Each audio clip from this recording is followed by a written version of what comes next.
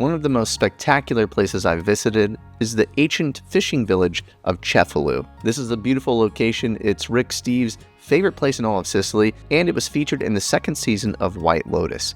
I had the chance to go and visit here and paint in person, and I also took a ton of reference photos, and one of those reference photos is what I'm going to be working on today.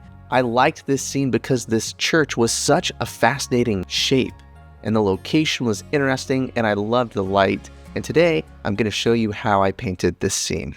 As you can see here, I laid out my drawing, and I wanted this church to be a great vertical over here on this third, and I thought that these statues that were sticking up were a nice bit of contrast and interest here in the middle ground, and then we had these figures on the steps and kind of a key figure down here. So first I laid in my drawing, then I wet down the back of my paper and the front and laid it down on my surface. Now I wanted to add some clouds into the sky. I lay in the cloud color first, so usually a little bit of raw sienna, a little bit of lavender, just to take away the white of the paper and start to get something down. And then I negatively paint around the clouds with the richer blue pigment. And so that's what you'll see here. It's a deeper, richer blue at the top. It becomes more diffused as it gets down near the horizon. So I always try to strengthen up the top of the sky. Once I was done with that, I started to lay in the light values of the building. I'm working my way around the scene, working from the wet edge. Even if the paper is starting to dry, I can always come back to a wet edge to keep this nice fluid wash moving. So really thinking about the light. That's what this first wash is all about. And carefully painting around the figures here, but I want to connect them into this first wash. I let the figure merge with the wash here, and I add in a little bit of skin tone.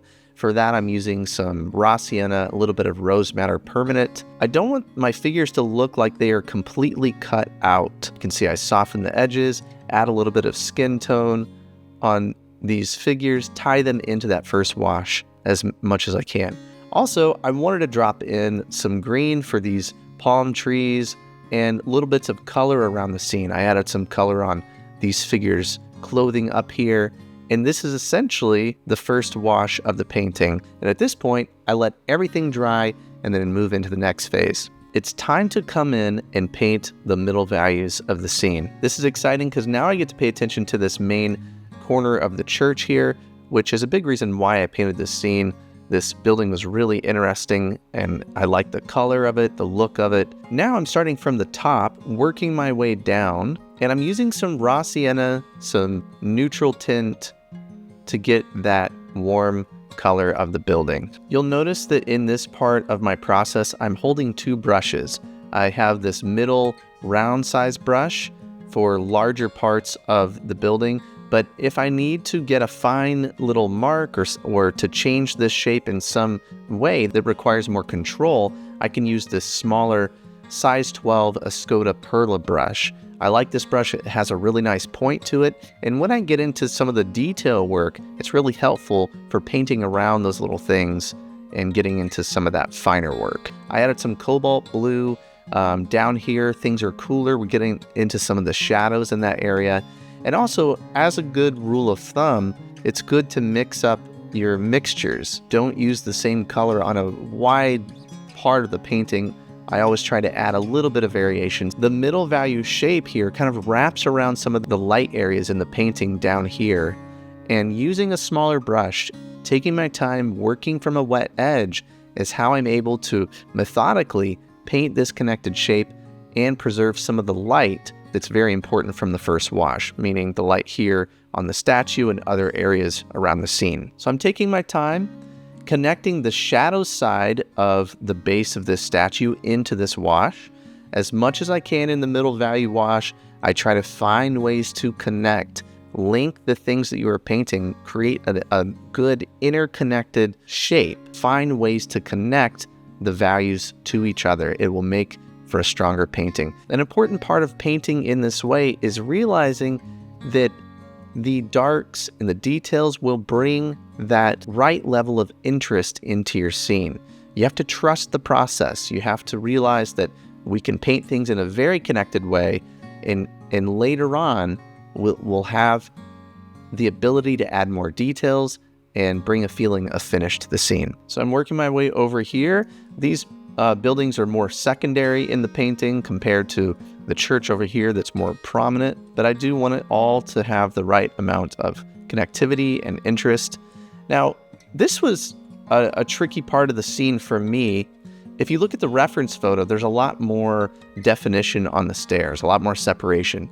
How I chose to paint this was, as much as I could, to take out a lot of information on the stairs. And some of the shadow on the stairs, I try to sweep over and connect into the middle value. What I don't want to do is to get too locked in to painting every single stair and getting that exactly right. I try to create an impression of that shape, and that's really what we're trying to do overall in the painting, but also in different areas of the scene. Now I'm able to tie the figure, the shadow side of the figure, into the middle value wash. And now I'm over here on this main figure, hoping to tie the figure into the middle value. So that same situation, the shadow side, the back side of the shirt, I'm trying to connect into the middle value shape of all of this. And the shadow side of the arm gives the figure a little more definition. So this right here is the middle value shape. It's time to start giving things a little more form, a little more detail, and to finish the feeling of light within the painting. I add a little bit onto the figure here, a little bit more to the shadow side of the figure, and then I start taking a look at the painting, seeing what areas need more information to feel more complete, little marks in the shadows to give this area a little more texture and feeling of finish. I was excited to paint the shape of these palm trees.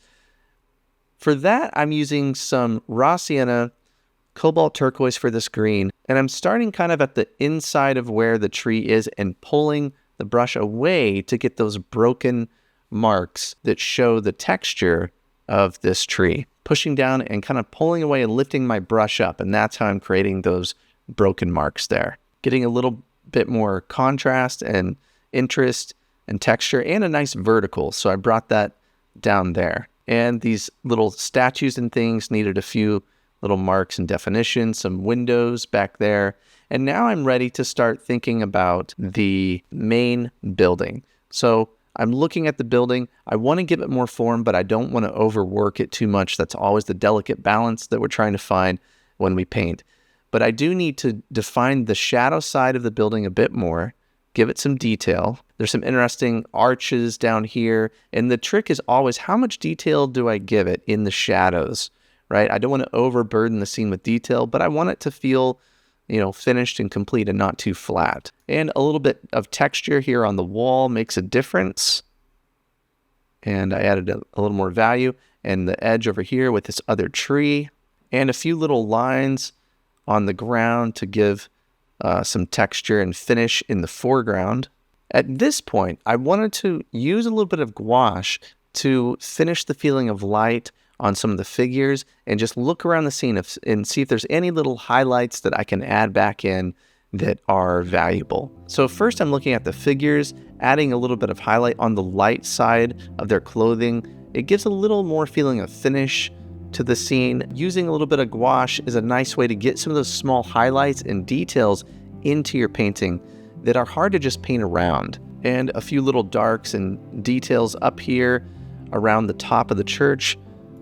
Putting some darks on the windows and trying to finish that. After that, I let my painting sit and I take a mental break and maybe come back a little while later or the next day to look at it. It never hurts to take a little break and to step away. Now that I'm looking at the scene again, there's some detail work I want to add in. So I felt like the figure needed a little more detail, a little more value and texture. I added some fence post here, and this building needed a little more finish, some more information, some marks up here to help finish up that. I added a few birds, and after those finishing touches and details, here is a look at the final painting. Next week, I'm going to show you a nocturne scene I painted. Nocturnes present an interesting challenge, but they are really fun scenes to paint. And I have some exciting tips that I'm going to share with you. So go ahead and subscribe if you haven't done that already. And if you're looking for a powerful tool that can help you today in your painting, take a look at this. Have you ever been really excited about a painting and you get all set up, you find that right reference that you're excited about, and then it's time to go and you feel lost? I have a free resource that I want to give to you today that can help with these problems. My 5 steps to plan a successful watercolor painting. I walk you through the crucial planning phase of your painting that will help you understand what you're going to paint first, second, and third. The planning is really so important, especially in watercolor. This medium is harder to correct. It's so immediate. So having that plan is very important. I send you a PDF that you can download. And the great thing about this is you can have it on your phone. You could print it out. You can download this right now before you start your next painting. All you have to do is follow this link here and download my 5-step guide to planning a successful watercolor painting.